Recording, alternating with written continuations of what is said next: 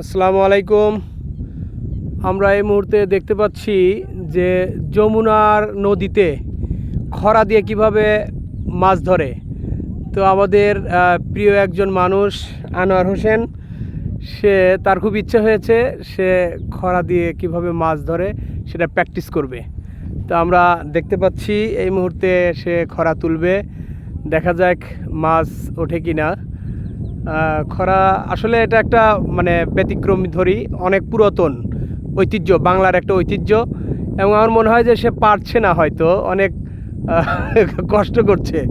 তো যাই হোক, তারপরেও চেষ্টা করছে আর কি, দেখা যাক মাছ ওঠে কিনা। অনেক সুন্দরভাবে সে উঠাতে পেরেছে। আসলে তো শক্তির প্রয়োজন, তো মাছ উঠেছে কিনা আমি বুঝতে পারছি না।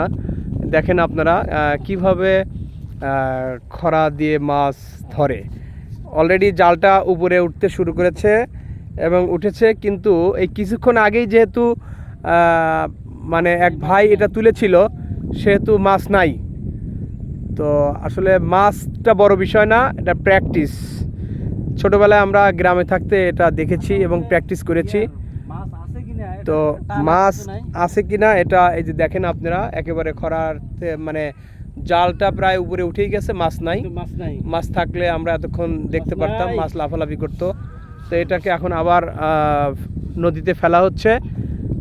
তারপরে কিছুক্ষণ অপেক্ষা করার পরে আবার যখন জালটা তোলা হয়, তখন অনেক সময় দেখা যাচ্ছে যে মাছ ধরা পড়ে। তো ধন্যবাদ আপনাদেরকে। এভাবে খরায় মাছ উত্তোলন আমরা দৃশ্যটি দেখতে পারলাম। ধন্যবাদ।